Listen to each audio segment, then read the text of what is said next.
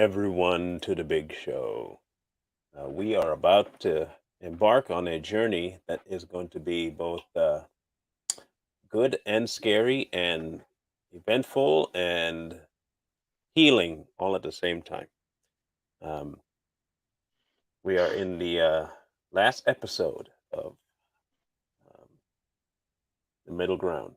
And hopefully, by the end of this, people who have either been in this position, have dealt with this type of um, trauma, can officially find a way to um, move past it, use it to heal, and just overall be better. So, welcome, Chris, for third Thanks for having Monday. me again. Monday. Today's a good day, a really good day. I have only three questions for the whole day, and really easy questions, Mhm. and um, really easy answers. So it's going to be super simple. I'm lying, of course, but hey, they're not easy questions. But there are only three. I didn't lie about that. There's only three questions. Okay. Question one. First of all, thank you, people, for showing up. Um, wait for them to filter in a little bit more. Actually, there are. Let me see, 16 people in here now, and 17. It's climbing. It's climbing. Give them time. It's early Monday for some. And it's Monday either way. So Good morning, I Lily. don't think it matters whether it's morning or evening on Monday. It's Monday. I hear that. Monday has a habit of being itself. Um, so all right. So question one, Captain Chris, and this will be staggered in terms of your uh, timeline of life. Okay. Okay. Um, your first marriage, you said, ended, and the question I had about that was, do you blame yourself for the demise of the first marriage, and or did you blame yourself, and do you continue to blame yourself for the demise of the first marriage? That's a that's a I loaded I, I question. told you they were easy questions. That's a loaded question. Yeah, I blame myself. But at the same time, I wasn't in a vacuum.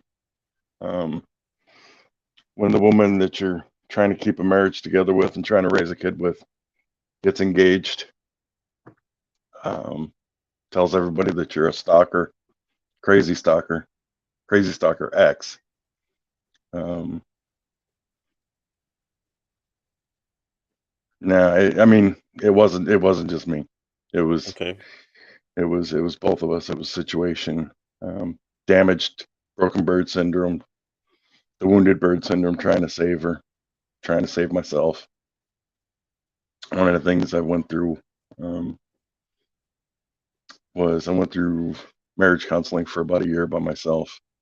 We went um, like 3 times together. She went 1 time by herself. After that, she wouldn't go back. She agreed to go to counseling just so that they would tell me that I was crazy. And when that didn't happen, There's no she point had to no go back. interest. She Yeah. had no interest in it. And the marriage counselor told me that she's not done with you yet, and advised me to stay with her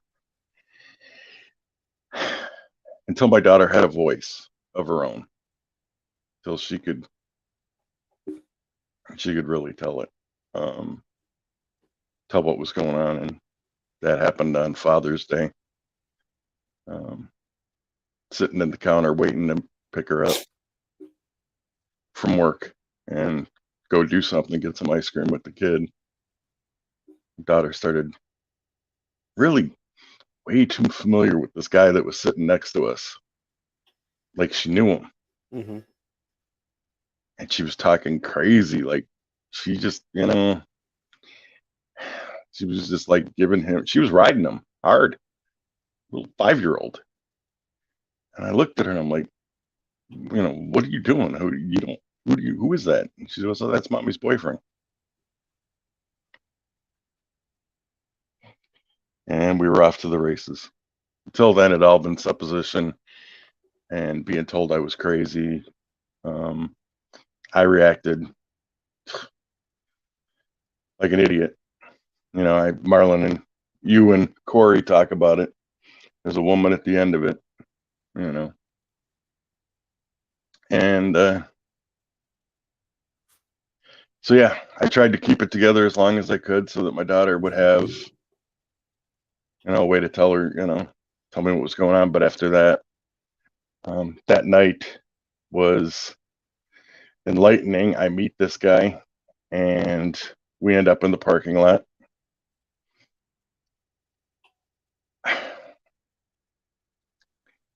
We don't end up fighting. He ends up telling me the tale. He's like, I thought she was divorced. And I go home. She finally comes home.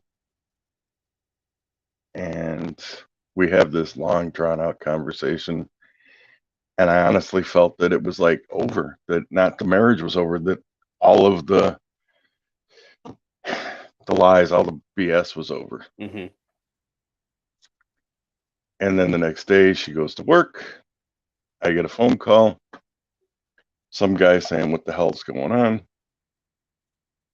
What the hell happened at where my wife worked at the time? And I'm like, what the hell's it to you? And he's like, well, I'm her fiance. So not one, but two.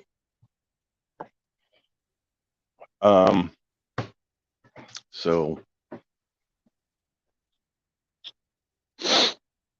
by the grace of God, she survived. That's just the bottom line. I looked at my daughter and I said, well, I can't leave her without a mother and a father. And I pulled the plug. I grabbed everything that we could, threw it in my car, took her and went home, moved back to my mother's for a little bit.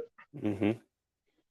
And she shows up wanting the kid, threatening with the cops.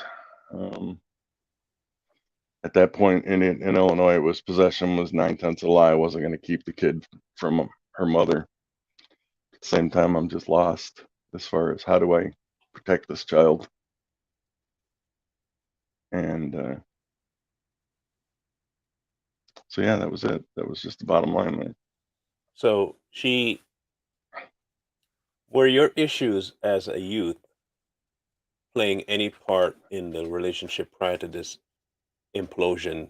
And how did you see that role? Um, would it have affected it differently to the outcome if you hadn't been through the kind of trauma you went through? You think, or if it was just a matter of time because of her issues as well? Um, my failings as far as the um, the abusiveness, the trying to hold it together at all costs, directly related to what I went through when I was growing up. I wanted um, a family of my own so bad that I pretty much put up with anything that I had to, because I saw my father in the door, out the door, what his infidelities did to her, and didn't believe in divorce. Was later told that she married me because she wanted to see what it was like. Just I don't know. Yeah, it messed me up. I held on so tight, and when she said she wanted out of the relationship, I did whatever I could to talk her out of it, because I had a daughter with her, and I married her. I loved her. I didn't believe, in divorce. I didn't want to lose her. I didn't want to lose my kid, and I knew my kid couldn't be left with her because she was totally irresponsible as far as that. She'd So get off work at 11, come home at 3 o'clock in the morning, and your life has been circling the trauma drain hole for a while. yeah. Um,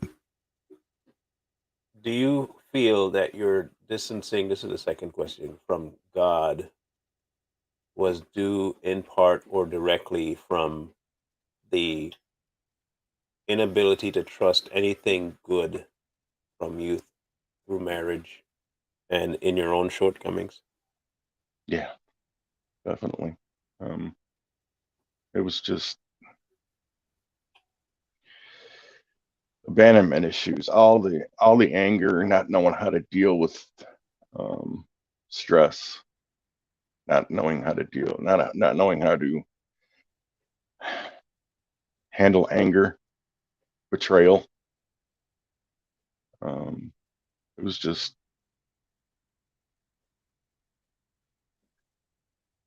I don't know, it just made you do crazy things, made me do crazy things, and I stand by that. Nobody makes you do anything. I just Right. reacted poorly to a bad situation, very poorly in a lot of cases. In other cases, I did the best I could. In other cases, I was a good father in a lot of ways and bad father in others. I never beat my kid. I never abused her physically. I might have been harsh on her verbally, but even then, it wasn't like that with her.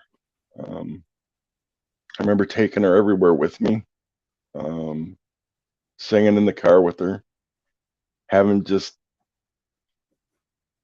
this little friend that she was she was my world, and I thought it was going to be enough. Sorry. Trying not to get on the pity party No, this or is the part pity of the drink. journey. This is part of the journey. It's not like you can't say this emotion wasn't part of your walk. Um, there's a difference between staying in the sorrow versus explaining what the sorrow was. Okay. Um, and this is for people out there as well. Um, there's a lot of people that will tell you that you're feeling sorry for yourself and blah, blah, blah, blah, blah. But while you're trying to relay a story to them of what happened, you telling me what happened to you and how it felt is not the same as telling me that and then saying, so you need to feel even worse for me because of what I went through. That would be the pity party. Right, The explanation of what was happening with the pain, the anger, the resentment, and the loss, that is not something that you should be apologetic for. Um, right, I keep trying to explain to people that sorrow is part of the human condition. It's not even, I mean, he asks us to even have a godly form of sorrow. Um, so that the weeping has to take place because it is literally your spirit breaking over things that has happened to your form, your mind, and it. Um, and you can't truly, this is the biggest thing, you can't truly accept grace without realizing the purpose of it. Grace has its purpose. And in order for you to really fully accept grace, you have to realize why it's there. It's there because of the stuff you've been through, going through, will go through. The things you do, the things you wish you didn't do. Um, I can't fully appreciate a band aid until I have a cut yeah, because I can put the band aid on, but it's kind of pointless in just wearing a band aid. But the band aid really has purpose when it's actually stopping bleeding, holding back blood, sealing a wound off from the air and infection. Um, mm, but you have to acknowledge that there's a cut to even apply the band aid. Ignoring it could lead to infection, right, loss of limb, maybe even loss of life. Um, so this part of the journey is flushing out the wound, acknowledging the wound first, flushing it out, and putting the band-aid of grace on it to understand that, hey, let grace have its work to heal what needs to be healed. But you can't get there without this part of it, which is why we want to go through it. Um, you acknowledging your part in it, and then also having to acknowledge the other person's portion in it. That's also part of the journey. You can't solve what they did, obviously, but you can, from here on out, adjust what you do going forward, even though that has happened. Um, So the other question is, in your analysis of your history with your father, your mom, the priests, your anger towards everything, your rage, your hurt, um, how much of that have you purposefully, purposefully, fully handed over to God, if any? I thought I did. I thought I did. Um, but nothing changed. And I pulled away from the church again. And my father, it's not my father's fault.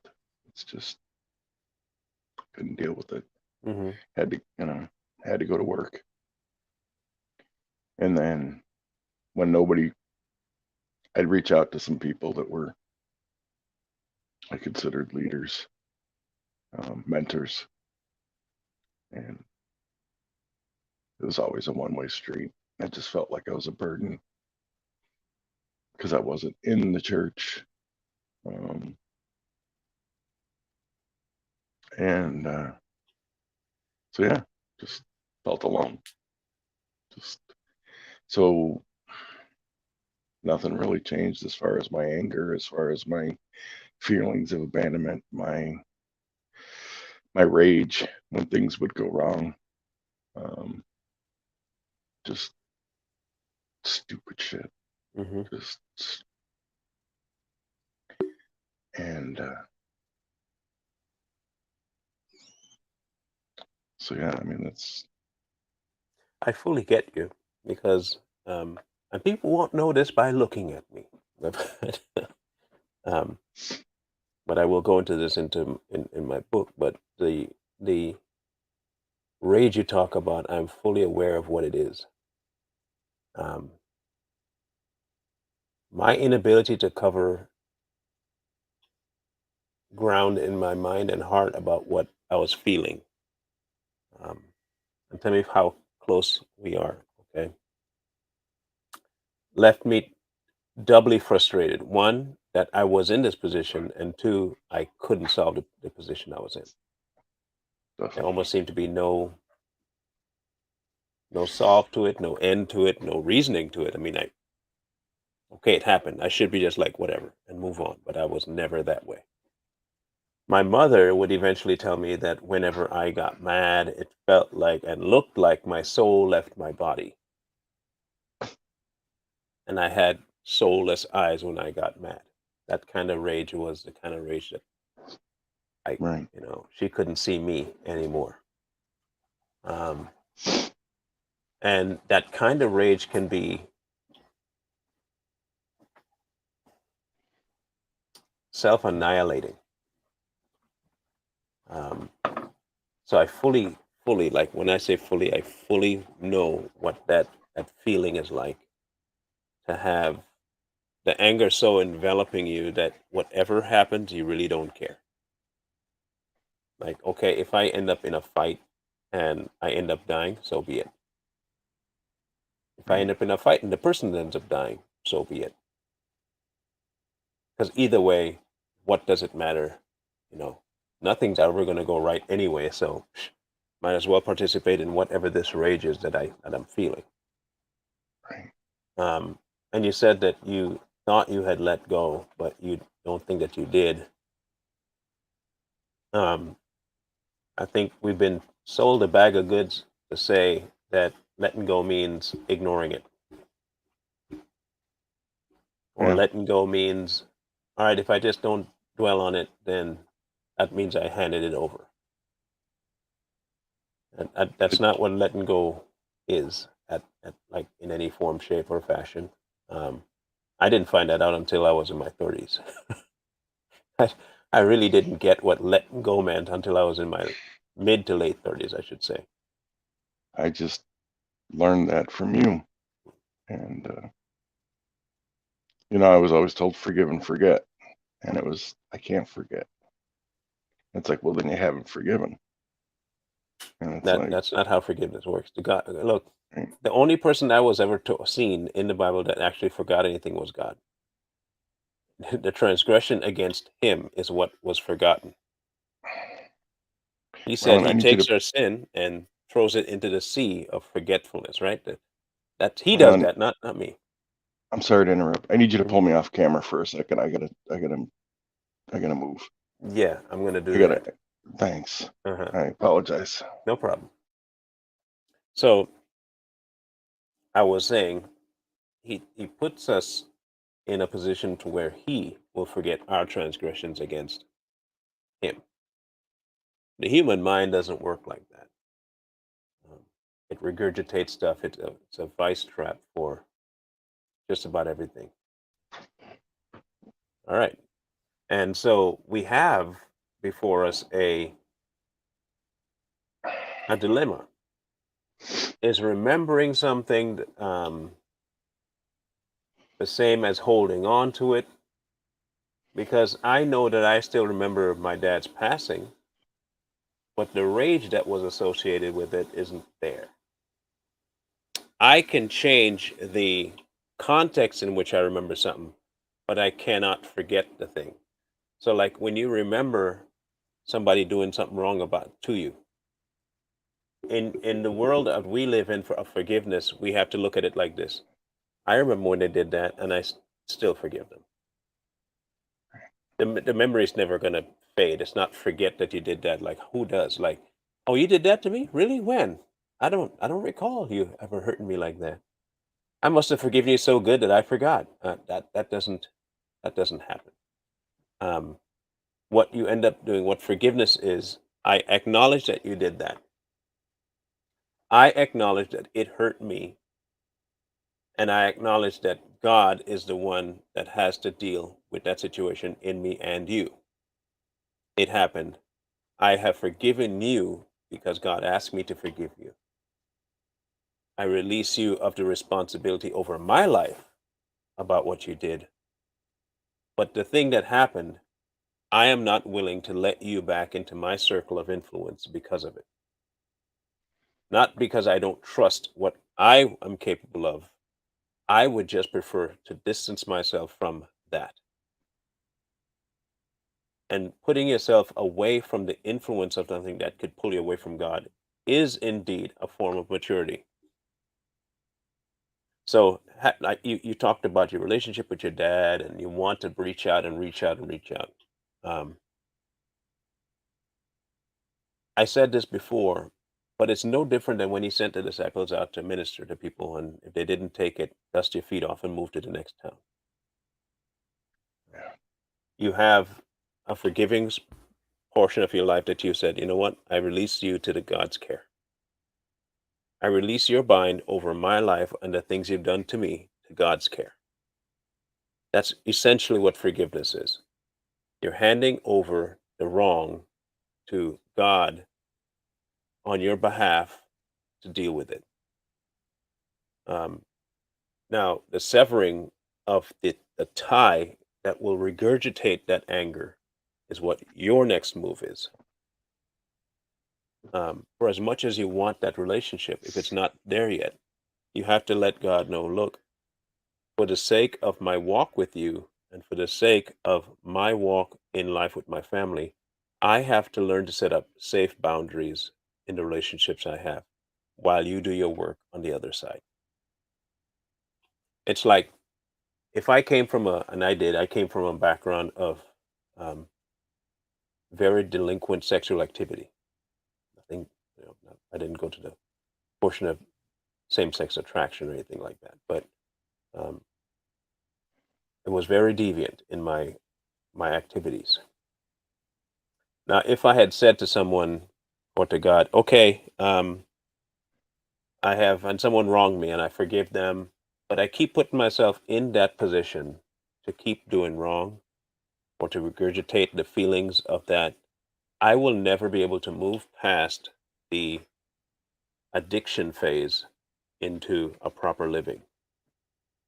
So I have to separate myself, even if it means removing myself from the person I say I forgive, because there's still an influence over me that could derail my walk. Right. You have a very dysfunctional relationship with your father, whether that be on his side or yours. Either way, it's dysfunctional. Right.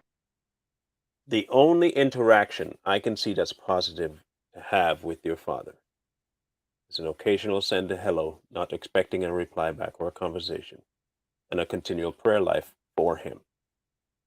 Not that he will find the error of his ways or anything at all to do with him personally like that. The only prayer that you can offer on his behalf is that he gets to know God. Because here's the process: if he gets to know God, the only thing that can happen at that point when he knows God is his turning away from whatever he did. And that the Holy Spirit will do is bring forward to him the things that he has done, because he doesn't want us to live in that same position of, well, I was always good. I'm just getting better now. He will regret, he will stumble up that, bring that up, stir it up inside of him to go and say, I need to ask my son forgiveness. So you don't ask God to say, hey, convict him of this. No, you ask him for him to meet him where he's at and get to know him better. Because that is the beginning of everything anyway. You have to start there, and so does he. But in that prayer, what will end up happening is forgiveness on a larger scale, because you're literally looking to him to constitute for you the relationship, but the relationship has to be within the confines of the Holy Spirit. It is not a man made relationship. It's not one friendship that you can say, see, I was so awesome. I reached out to my father and I made this relationship better. Because we've already proven that neither you nor your father can make this any better. In fact, you can make it exponentially worse. You both have proven that you are quite capable of making a mosh pit out of this relationship. Um, Last time we talked, he thinks I hate him. yeah, and see now, but the thing is, you can't solve that at all. There will be literally nothing you can say, do, give, not give to change that view. There's only one person that can change that viewpoint. And that viewpoint can only change when he sees you. Your father sees you the way God sees you. You understand? So he can't do that unless he has that relationship. So unless you pray for that relationship, it probably won't happen. You understand? Um, in doing that, what comes out of you, and if you do it repeatedly, what ends up happening is abundant feeling of, God will do this. I don't hate my dad, although I don't have connection with him yet, because I want him to find God in everyone. The person you're going to encounter is a person that has met him, not a person that is now in this position of, I didn't do anything that egregious to you. Why are you still in that mindset? Blah, blah, blah, blah, blah. If that were the case, I mean, he apologizes. But it's just, I don't know. You see, the apology he gave was so that you would say, okay, fine, nothing happened. Or I shouldn't have taken it the way I took it. That's not an apology. I have heard enough of them to know that they have a certain, tell me if I'm wrong. Okay, I didn't hear his apology. I'm going to go out on a limb and say when he did say I'm sorry, he expected things to go from horrible to really good right away. Basically. That's not how apologies work. that's that's literally not how apologies work, like in the slightest. What's like at all. You're dealing with humans. You're dealing with people who have branded memories. If he was aware of the apology he was issuing and the reasons for the apology and the context of the apology and the history of the things leading up to the apology, he would be like, I'm sorry, and I know this may take you some time to get to a place where you can talk to me properly. And I will give you that space because I really do want you to find a place where you can forgive me. Whatever space you need, you can have. That would be an apology. An apology expecting you to forget the crap that happened right away because I said sorry means he's trying to tell you, just get over it already. It's not that big a deal. I said sorry. Now, the only way you can combat that is not to be on the same leg and say, fine, whatever, psh, I'll take his stupid apology, and it just remains a stalemate. The only answer to that is to say, okay, God, look, he issued his apology. Whether it's meant or not, I can't decide.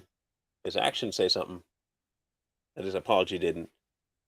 But in all of this, I have to separate myself from the thing that's dragging me from you. And in order for it to take me from dragging it from you, I have to hand him off to you. You have to hand everybody that's ever either done you wrong or you have done wrong to God. And I mean, if you have to have a ceremony to do it, to make it meaningful, do that. And I literally mean a ceremony. And I don't mean a pagan ritual, but you have a prayer session where you have the names and you say the names of the people that you are handing off to God's care. I want you to find and meet so and so in a real relationship with you. Because my end goal, regardless of my hurt, is that if you forgave me for the stuff I did, I need you to forgive them for the stuff they're doing to me and others. But you can't get there if you're keeping in that relationship and continuing to compound the disdain that you may have for the person you're asking God to reach. Um, it's not sensible, it's not wise, and second of all, it's not going to happen. It, it just won't happen. Um, People have been told for far too long that you have to include the person in your life that constantly hurt you. You don't have to. You know what will eventually happen? When you hand them off to God, and I've seen this happen in my own life, people will come back and tell you, I have found him. And I want you to know something, that he forgave me, and I want you to forgive me too. Because the relationship itself with God is what compounds the human um, connection to each other. Not the human connection doesn't compound God. God compounds the human connection. When you fight each other and you leave God out of it in the healing, you'll never heal. It's like that Band-Aid thing. You're in a place right now where your heart is trying to embrace somebody you know you should, your father. Okay? But your wounds are saying, why? Do you not remember what this guy did? Why? Why do we want a relationship? And your heart is saying, because we need the relationship. Now, both are correct.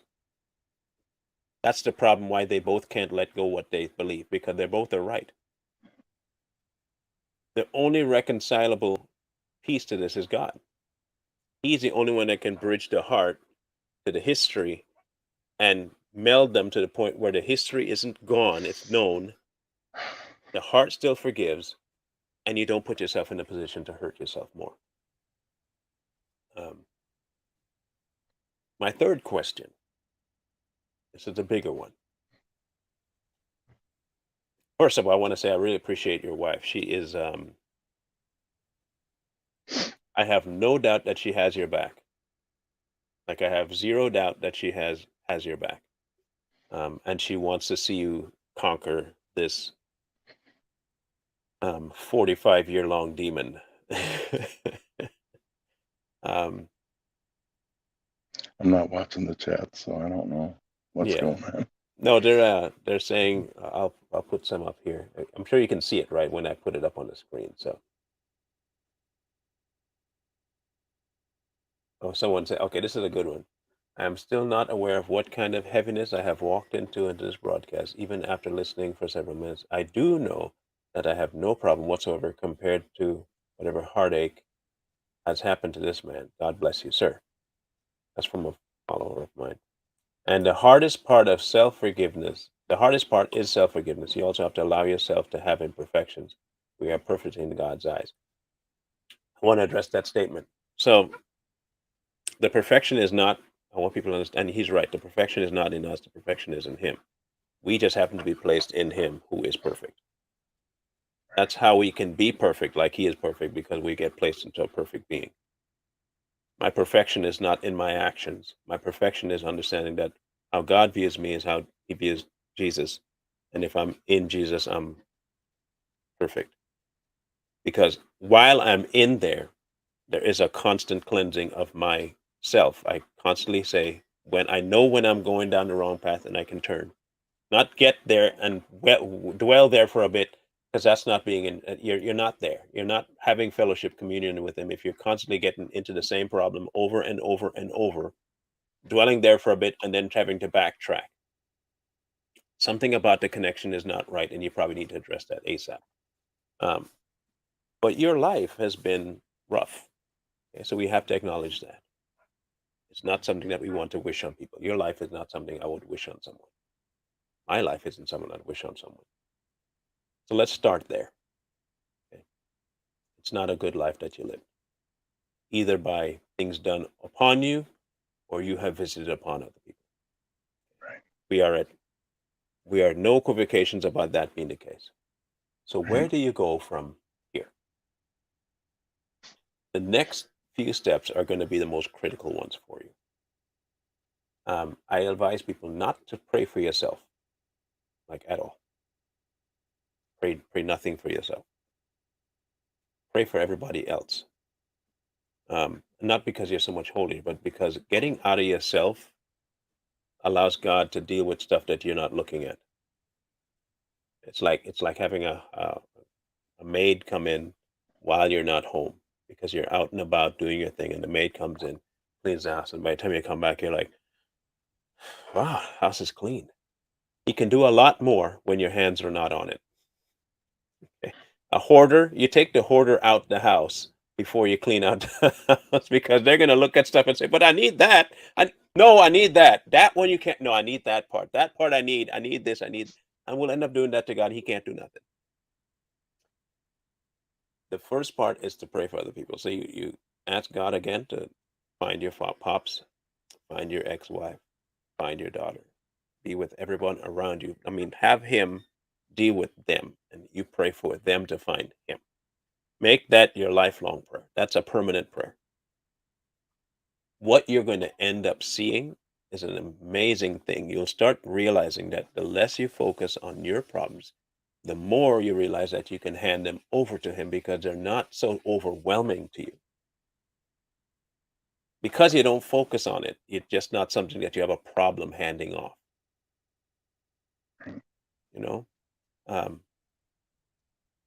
but you have and like, tell me if I'm wrong about you, but you have a streak about you that overdoes the acceptance of wrong. You overemphasize your acceptance of your wrongdoing. Like, you constantly harp on the things, and you say it all the time. Well, it's not their fault. I had, and it's not really an I and I and I. This is what I. You constantly go back to the things that you did wrong. That's what I've been told. Yeah, It's what and happens when what's that? It's what happens when I lose it, when I blow up. hmm And then it becomes no longer what they did. It becomes how I reacted. how you react, right? And it's, well, you wouldn't do this if, you really loved me, you wouldn't. And it's like, how many times do you have to do, something that I request? So, do you Just, get the same? Do you get the same statements when you do something positive for them? Oh, you did that because you love me. You don't, do you? I don't hear it. Okay, you don't, but you don't. You don't. You hear the other one, but you don't hear that one. Yeah. Okay, which is Why are you why you living in the don't. past? Why are you Which is doing why you this? don't strive for man's approval. You see why you don't strive for man's approval? Because man is not looking to give you approval. Man believes that if I can point out your flaws enough, you'll change him. Man believes if I can point out your flaws enough, that means I'm changing you. God tells you that you are a built flaw. you are you are born fallen. That's a flaw straight off the top. And the only person that can remove any of your flaws is me. So what you do is common to your flesh. It's not like it's not off the wall to him. It's not even off the wall to him. It's like that's fallen. What you end up doing is going against the nature by dwelling in the spirit. You'll go completely against the nature of the flesh by trying to do something God's way. And he doesn't have to approve of anything you do, nor do you have to have him approve of anything you do. That's the fun part about this is that when you do it, it's a natural feeling of godly satisfaction within you, letting go stuff that you normally would have held on to. When it happens, you almost feel like, I don't even have to fight anymore. It feels like I just let go. And getting there is not some long, arduous journey. It's a simple acknowledgement that, let's put it this way, reliving your wrongs only keeps them in front of you. His goal is not to have you relive them, but to acknowledge it took place and look the other way. Yes, God, I did that. That was me. I offered up to you to deal with. And you let it be because he will deal with that. He takes out all the trash. He cleans out all the mess. He deals with all of that nonsense. But the more you focus on it, the less he has time. Because what will end up happening, you end up putting your hand on it to try and fix it, and you move it from that spot, and you move it around, and you end up carrying it to the next room, and it influences that room. And that's what you've been doing for the majority of your life. Is you'll take one hurt and carry it around with you, and then it applies to a situation that it should never have been applied to because you should have left it behind. And now you encounter a brand new pain that you've added on to somebody, and then you carry that one with you. So now you have two, and then both of them apply to another one, and they keep compounding and compounding and compounding. And then what you end up with is a cycle until you end up in a place where you are unforgivable, you're unworthy in the most possible way. You are worth all the hate you get. You will never amount to anything. And the best decision you could possibly make is to kill yourself. And that's where I got to. Okay. So when I say that point, I have been to the end of that road. And what I have learned in my short little walk back is that I would be practicing insanity if I continued that trek doing what I did. Because insanity is what? Doing the same thing over and over, expecting a different result. If I keep carrying around my burdens all the time, and I keep running into the same problems of conflict with people I say I love, maybe it might be because I keep doing the same dumb stuff over and over by carrying around that baggage. A friend of mine, Lonnie, he gave me one of the best examples of what the cross means. Um, and it was so mind blowing that I had not thought about this before. He said, the cross is not a place for you to stay. The cross is not a place for you to stay. The cross is a place for you to pass through. But it's only wide enough for you, not for the stuff you have. It's like baggage claim. You check your bags at the door and you walk through you walk through, and on the other side is no burdens. You don't get to bring that in here. You don't get to take that on your walk. You don't get to. The other side of the cross is for none of that.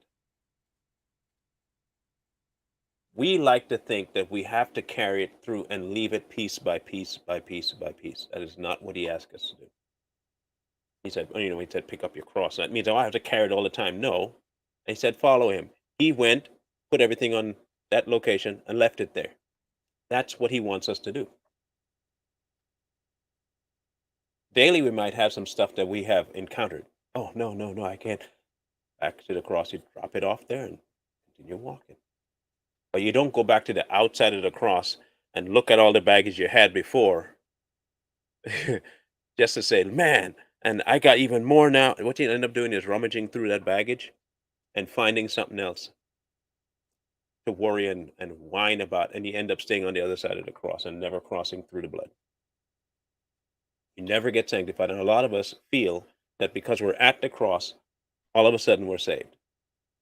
And then we wonder why things don't change and things never get better, because you haven't transitioned from the outside of the cross through the cross to the other side. I think for a long time you've been dwelling on the outside of the cross, looking at it. You understand the sacrifice. You understand what he did. You can see it. You can appreciate it. But you have not walked through it. No. You have not willfully left everything and walked through it. Easy? No. No, no, no, no, no, no, no, no. Not easy. Because as humans, we want to have an identity in the things we have either triumphed over or are unable to. We like living there. All we But know. that's not where he asks us to live. Because I can't fully rely on him if I'm still relying on me. When he said cast all my cares, I don't think he stumbled when he said all. It's all, literally all. From whether you're going to eat that morning or wake that morning, to the bills you're going to pay, or whether or not your children are going to be safe when they leave for school, leave into the real world. Everything, leave all. And the only way you can do that is to pass through that narrow little passage of the cross and leave all the crap that you might have had before on the other side. It is not living a life of perfection, but it's understanding that you cannot live imperfect while trying to make the perfect imperfect. Your life has been a true testament to what the human life can endure. Okay? We can tell you that. And yeah, we can say, other people have been through, but we're not talking about other people. We're talking about Chris. Okay? We're talking about you. You have been put through the ringer. We can admit that. You have put others through the ringer. We can admit that. But what he's asking you to do from here on out is to not live like that's your life. There's a reason why he said it's a new life. In this new thing, it does not have the traces and the history of the old one. But you do acknowledge that you left an old one behind. It's not erasing the history of the old one, it's erasing the influence of the old one. The history is there, but the influence is not. Because I can still look back at the cross and understand that's where I passed through and left all my stuff back there. I'm so happy I left it back there. Whew, man, I left it back there.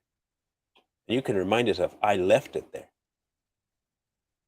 I left it there. Your walk is going to be exponentially harder. I'm going to let you know now, because I don't want to be one of those people that say, oh, once you start this journey, things are going to be woo, rainbow and pies in the sky. And no, no, no, no, no, no. Because on the other side of that cross, because it's a transition point, there is always him on the other side saying, yo, you forgot this. You sure you don't want to take this with you? Like I'm looking at it right now. It looks pretty good. You sure you don't want this part? I mean, I can throw it at you. I can pass it through there for you if you want it. And we, like idiots, sometimes go back to the crevice and reach back through the cross into the old life and try and bring it in. And then we wonder why we're unsatisfied, because it cannot fit through that passage. We keep fighting God, trying to drag this through the cross, and it won't come because it doesn't belong there. And eventually what we have to do is go back through to enjoy it. We have to go right back through the same place that he pulled us from and to go sit in our sin and in our mess to enjoy the stuff that we tried to leave behind. And not necessarily saying yours is a sin. But hurt is not something that he wants us to carry around. He said that he came that we might have life, right? Life abundantly, life, not death, life. And in order to have life, you have to embrace the one who offers it. It's not just a person, it's a location. Your journey from here on out, Chris, is going to be one that will be so impactful for people because they will see not just the triumphs, um, but they will also see that it doesn't mean that because you've moved past into the other side of the cross that Satan stops attacking. He is going to up the ante. He's going to make sure that people understand that this is something that you should be mad about all your life and you have no other choice, but you have to be mad. No, you don't. You do not have to be mad. What you have to be is thankful. And thankful not because of the things that has happened, but because of where you are today. I mean, okay, so what are the odds of you coming across a channel talking about the same exact things that you are going through in the one point in your life where your ears are open and you're searching? I'm not saying I'm or me and Corinne are the answer and be no, but God puts certain people in your pathway at just the right time for you to snap free of things. It's no coincidence that we have been through the suicidal part of life. It is no coincidence that you have been through some things that many have been through and need to hear that there is another person going through what I go through. And he is looking for God. So why can't I? He's not willing to just sit there in his pain and not find God. He wants out. And if he can do that, I can. There is a reason why he told you to get your voice heard about your story. Because your story is not for you. Remember I said that you have to get out of yourself, right? Right. Your story is for others. Your story is for others. Others need to know that, hey, I'm not alone. Um, the body also suffers this with me. Um, do I have, or does anyone have this thing down perfect? I can't find anybody. A lot of pretenders. Yeah. But you have the opportunity before you that God's put in front of you to fully try to acknowledge that God is the one who will eventually get rid of the animosity that you feel, because if I don't focus on it, he has time to heal it. You don't pick at a scab hoping that it heals over. You have to leave it for the body to do what it has to do. It has natural reagents, natural healing properties. But if I keep the flesh exposed and I keep scratching at it, it never heals and the wound stays open. And I can risk losing more than I bit off. Grace is that band-aid that covers that wound, right? You don't see it no more. Keeps you from grabbing at it, keeps you from raking at it, because you've applied grace to it now. Grace covers a multitude of sin, right? So does love. Okay, so it's covered now. Now it can do what it needs to do to heal. You don't need to focus on that anymore. You do not need to worry about your problems and how you handle this and how you handled that and how you used to talk to dad and how dad used to. You don't have to worry about any of that. It is no longer your concern. Last I checked, God is quite capable of dealing with those things on his own. He does not need my help. He don't need your help. He didn't ask for your help. Move on. Ain't no need for you to be touching it anymore. You don't go help the surgeon remove your leg. You're out cold while he does his thing. He's a master surgeon. He'll remove any lesions that you have. Your goal, Chris, your main goal from here on out is to not think about you. That's the hardest one. But the easiest way to do it is to pray for everyone else. Like anytime you have a thought coming about who you are, just straight to pray to somebody else. Straight for somebody else. Not even thinking about no, right away. Even if it's just a small 5 second, God, please, I need you to go minister to my pops. I need you to go minister to my wife. I need you to go minister to my children. You'll be amazed how quickly that just takes your mind straight off of you. You'll be amazed. And how you do it more often, it becomes more normal. It becomes a habit. And then pretty soon, you never think about the things you're going through anymore because, hey, if I'm supposed to trust God, He's got this. Now, the question is, do you trust Him? Or do you even know what that looks like? I don't know. So, what do you think trust in God would look like? If you were a guessing man, let's just start there. What would you think trusting God would look like? In a Harry Potter world where everything fantastical can be true, what would trusting God in your mind look like? Truthfully, the Hmm. past. Going forward, I don't know.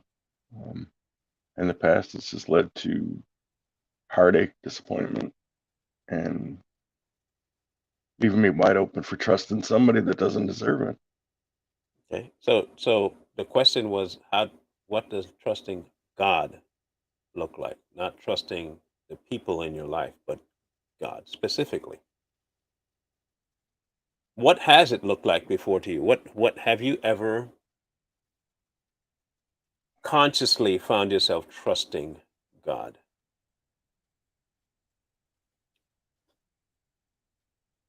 When I got married to my wife now, Dawn, and the whole time we ended up crying like babies while we were Mm, doing our vows. I could feel it back then. okay. So 3 consecutive questions. Does God lie? No, Has God ever failed in anything He's done? no, Does God lose?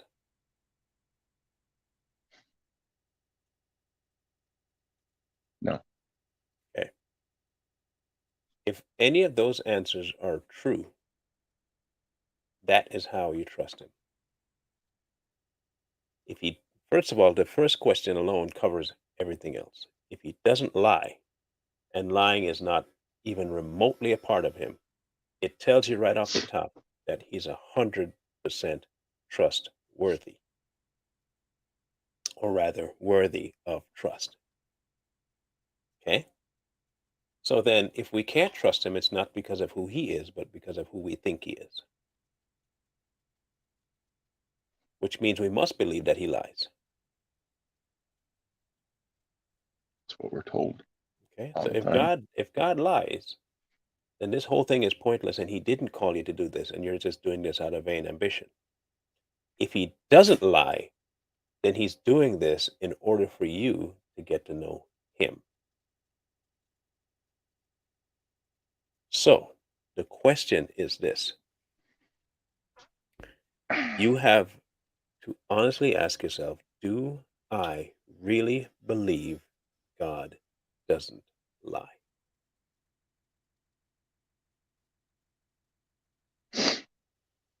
And if you can't answer that question, then you know for a fact that you don't trust Him. It's really that simple. If He lies, not trustworthy, and it's okay to not trust Him. If He cannot lie, then He's worthy of trust. And I have no choice but to trust Him because He's the only one so far that doesn't mess up. Now, like you, my biggest journey has been from my head to my heart.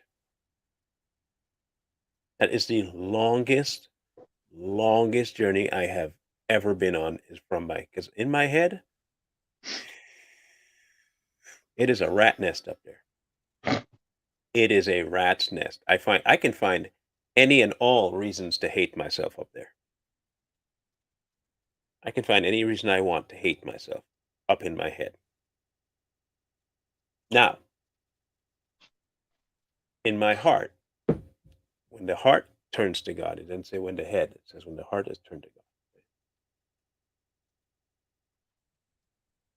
When I find my heart turning to God, my head tells me that, but you remember you did this, and this, and you remember you did this, and this. Don't forget that you did this, and this. Now, I'm going to show you an example here. This is a little remote control, right? Okay. So this is my head saying, you remember, and this is God here. Okay, so right now my heart is not turned to God. Hey, mom, and then your heart turns to God. It's not God's over here. When the heart turns to God and your head starts saying, but you remember this, and this, and this, the only way for me to acknowledge my head is for my heart to do what? Turn away from God. So whenever I know I find myself acknowledging my head or even remotely entertaining it, I know that I'm turning my heart away. God doesn't move. He's still over here. So he's not going to go over to where my head is and stand next to my head, because my head is not where he abides. He's on his own. I'll tell you what happened to my heart journey when that transition happened. Um, an event happened where I could not trust my head. My head was so wrong that it tried too hard to convince me to do something. It overstepped its boundaries. Um, it went to the point where it said, you know what? Yeah, God is a lie. And in all my years, I could literally look back and I couldn't find, and I ended up using my head against itself. Because I said, okay, head, look back in history and tell me when I have ever encountered a failure or a lie that God told me. And my head decided, fine, I'll prove you wrong. And it went back into my Rolodex and it started, it went back years. Couldn't find anything. It ended up proving my heart. It ended up proving that my heart was right by following God. And so I no longer could put merit in my head, in my history. I couldn't give it any more credence because it failed. Now remember, I keep looking for proof, right? That's my whole point. And if I'm offered proof in my head, I have to acknowledge it. Mm. Now, he said he'd never leave you nor forsake you. Are you alive?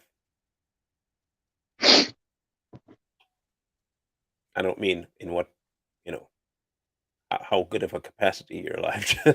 You're not 6 foot under. Okay. No, I'm alive. Yeah, I'm You alive. are literally hearing him talk to you. Am I wrong? Either that or I'm crazy. Okay. So then he did not leave you or forsake you.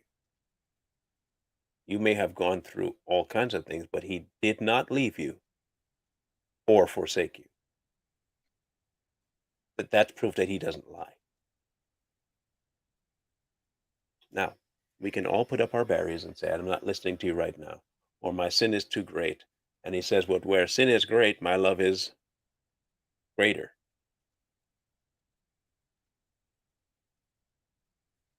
He literally gives us all the roadmaps we possibly need for us. He will. He gives us all. Um, your fight right now is going to be in your head, and I can see it. I can see your head right now. I can probably verbatim tell you what your head's telling you, and I'm not going to tell you what your head's telling you because then I'll be repeating that nonsense. But I know what your head is telling you, and So I know much that you're, noise. yeah, and I know you're giving it credence. I know you're listening to it, and I know that you're thinking, but he's partially right. He may not be 100% right, but I mean that did happen, and that, and but that is me, and I'm, I'm pretty sure I'm not wrong. Okay, Here's the answer you give your head. You ready for this? Hmm. And you can say this out loud if you need to. This is the best answer you can give your head.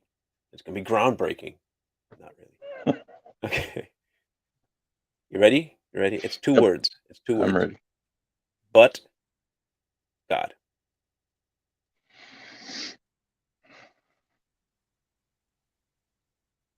But God.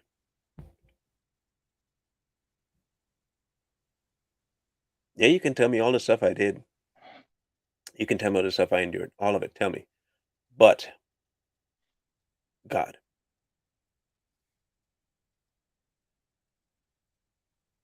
Say that to yourself as often as you need to. But God. Because at the end of it all, Chris, at the end of it all, there is nothing humanly possible you can do outside of ending your life to shut off your mind from reminding you of stuff that you could possibly do to not be worthy of God's love. And even God has told you, you can't do anything to make yourself worthy of my love. And your mind will use that against you and say, see, even he says it. What he does say, aside from that, is, but while you're in that place, I sent my son. Even while you were doing all of that, but God. Even while you were turning your back, but God. Even while you were violent, but God. Even while people were abusing it, but God. And if you don't have that viewpoint, adopt it because it's going to end up saving you a load of time fighting yourself. It's going to save you a load of time. Um, when he talks and he has spoken to you to share, keep making podcasts as often as you can. Make them, put them out. Doesn't matter if anyone sees or not sees. That's not the point. He's going to do that. He will bring people that needs to hear it. That's not your job. Your job is to speak. Your job is to share what he told you to share. Your job is to do what he told you to do. He called you specifically and directly. And you told me this, and I trust me, I've heard him too. Do it. Just do it. Every time your brain talks. But God, yeah, but God, but God, yep, can't hear you right now. I'm doing something for God. Sorry, can't pay you any attention right now. But you remember, but God. Trust me, I remember all of that stuff. But God, He doesn't remember. Your mind does. God doesn't go back through a cross to go find your mess. We do.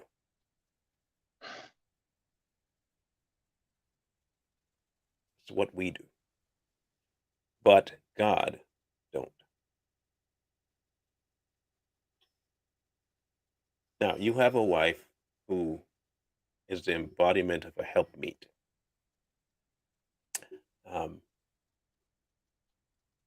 and I want you to understand something that he doesn't um, want you to do this by yourself. He had 12 people.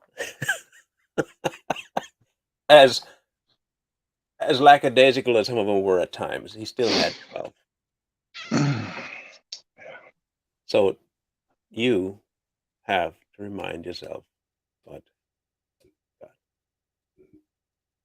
So, um, how many more episodes have you written or spoken since the last time? I don't write them. I speak them. Right. I don't know, since last week. Mm-hmm. 2, 3. Perfect. Do you put them up on your Facebook? No, I'm Start doing that. And I mean, get it out. Don't just leave it on your thing. all 14 people. Put it. Yep, all 14.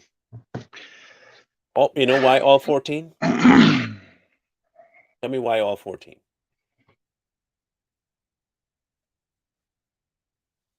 because you don't know what all 14 are going through. Right. One line you could say could hit somebody dead smack the target and be like, man, I needed to, wow. That one person. He left 99 people behind for one sheep. One.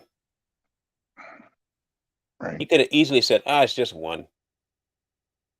I got 99. Psh, just one. Like one? What? Like one?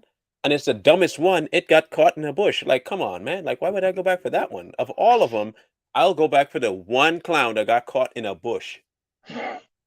He don't know that thorn bushes are bad by now? No, he gonna go climb into the bush and I must go find him now? Like, no, I could easily just leave him there and I could go buy a new one to make it 100. Right. If he had taken that viewpoint, that one would have been lost. But it's one. It's one. You have 14, but it's still one person. You have no idea what that one person is going through. That could be the one. You could be the one person that they listen to. They may not even want to hear me or Corey or anyone else in this chat room, but you could say it, and Chris said it. He's been through it. He said it. If he could, definite. If he, and you'll make them think. One person. He didn't call you to save the world. He called you to say, tell your story. He will do the increase. You just sow. That's all you got to do. I encourage you to do it because the more, and I tell my wife this all the time, the more you put it off, he'll put it on someone else. He'll put it on someone else to do. His way will get done, with or without us. I would much rather be a vessel than a broken pot. I'd much rather him not have to break me open to get his word out. I want to just be able to be poured. Just pour me. It's okay. Lift me up. I'm not even going to fight you. I'm not going to be slippery. Just pour. Just go ahead and pour. You're not going to get no fight out of me. He wants to use you in your story. And it's going to be powerful to the point where you will not even understand. Not even understand how that was even remotely possible to happen. It'll be a 5 loaves, 2 fish story. If that kid said, "Oh, I only have 5 loaves and 2 fish," look at how many people are here. Psh, I'm not going to offer that. It's going to be done in 2 people. Right. Okay? It's a 5 loaf, 2 fish story. But like again, only God. You have to get to that point. You trust him. And the only way you can really maximize that trust is to put into action when he says something, do it. You have to do it. His Facebook, I'll find his Facebook for you. I'll find it. He has a weird name on Facebook. He doesn't want to give you his real name. So I'll show it to you. Oh yeah, I'm gonna embarrass him right now. Show his entire Facebook. Dun dun dun. And he has Mr. Tinkles up there playing with knives. Kung Fu Cat. This is him. Hey guys, go find him. Add him as friends. Give him encouragement that he needs. That's not the way to pour. Why are they? Is this the cringe video that you're trying to give me or something? No, you don't need to do that. No. Just flip the bottle upside down. Just okay. That's some things you watch and you're like, dude, just put the curved side down and it pours really nicely. Just anyway, I'm weird like that. Sorry. It gets it. My head caught it and I was like, I can't see past it now. Sometimes I put things up just. You remember those videos where they put people like they're cutting the cake, but they cut it in odd sizes, or they cut the pizza in crazy, and then the peanut butter and jelly, but they put the peanut butter side up and the jelly side. I'm so far down on people's feeds because I don't believe in the HVAC, and among other things. Probably on every watch list you could imagine. Yeah, the HVAC is a great stuff. They just passed a mandate, by the way, the EU did. I don't know if you saw this. Mm-mm. The COVID passport is enacted now as of July 1st. Every one of the 27 nation countries are going to have to enact the COVID passport in order to travel overseas. It's good. I So, don't want to in go case anywhere. people wondering what or not how the mark is going to get implemented, this is the first phase. Um, it's not even a backtracking thing now. You can't go back. So it behooves all of us to trust God at this point. Um, we are not going back to normal. This is just the next phase till the mark shows up. And once the mark shows up, you're going to have your faith tested like none other. So be prepared. Be prepared to test and be tested. Because it's going to get bad. I warned people about this 2 years ago. I told you it would happen. It would be coming. And here we are. We're in it. July 1st, passport. Have to have it. They say you have to either have the shot, a negative test, or recovered from it. But you have to have the passport to prove that. So there you go. Anyway, love you, bro. You got a lot of people here rooting for your walk. Appreciate it. Appreciate Because everybody. the more you trust him, the more you're going to start seeing things not really be a bother. It's not that it's not going to happen. Things are just not going to. Like I'm talking about the fact that they're going to start telling me I can't go somewhere. I'm not even remotely worried because he's already told me this was going to happen. So I'm ready. Again, he didn't lie. he didn't. He didn't lie. He said this way back in the day. So we will continue to pray for you and your wife and your kid. Thank you. And I know that you're having some problems there too. All of them. Yeah. And but God. Okay. Hasn't. Hope you don't mind, but I'm wanting to put your journey in my book, the journey book. Okay. I'll just put a synopsis in there of it. I've been getting a whole bunch of them, and I'm thank you guys for sending your stories in. Keep sending them either to my inbox on Messenger or to my email. But send them away, send them. I don't have a limit of how much yet.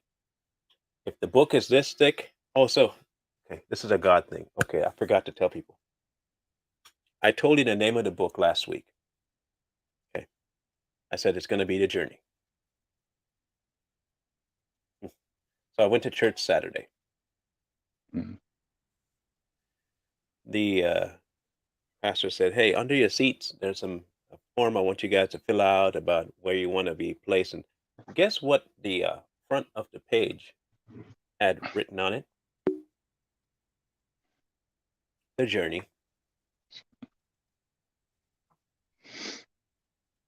It was like instantaneous. Like that's I want you to write this book. Right. Now, I would not have gotten that message if I didn't trust him to that it was him saying it. So it's going to happen. Now it has to because he's cemented it now as a have to, not even a even if I wanted to back out now, I can't back out now because he said it's going to happen. So it's going to happen.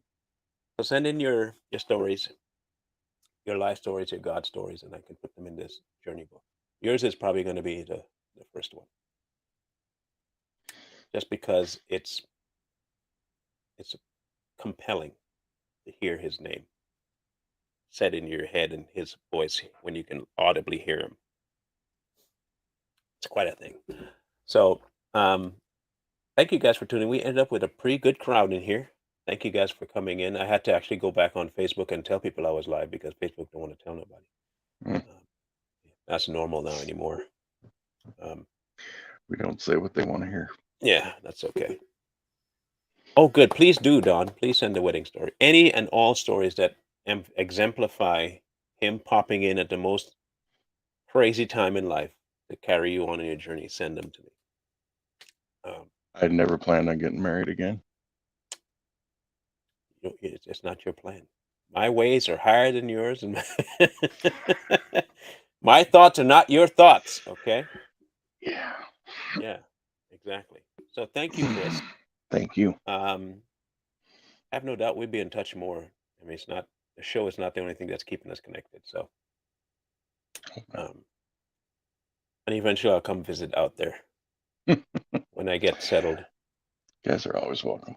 Yeah, when I get settled over here and figure out what I'm going to do the rest of this year, I will definitely be coming out that way. I got a slew of people I'm going to need to visit out that way. Yeah. So you're on the list. Tom being another one. It'll be Tom first. I'm sorry to tell people that Tom will be the first person I visit out that way. Virginia. Sorry. Tom has been he's going to be in the book too. He doesn't know that yet, but he is. Tom is not aware, but he will be. How much do you want to be left out of the book? He can't pay me enough to get left out of the book. Even if I got to change his name to Frank, I'm putting him in the book. So, love you, bro. Love you. Thank you, Peace. guys, for being here, for tuning in.